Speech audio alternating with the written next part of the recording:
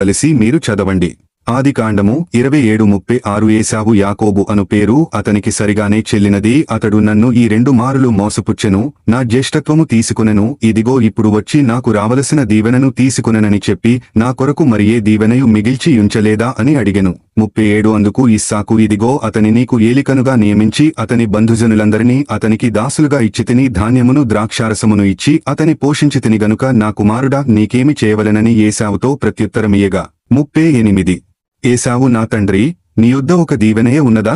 నా తండ్రి, నన్ను కూడా దీవించుమని తన తండ్రితో చెప్పి ఏశావు ఎలుగెత్తి ఏడ్వగా అతని తండ్రి అయిన ఇస్సాకు. 39. నీ నివాసము భూసారము లేకయు పైనుండి పడు ఆకాశపు మంచు లేకయు నుండును.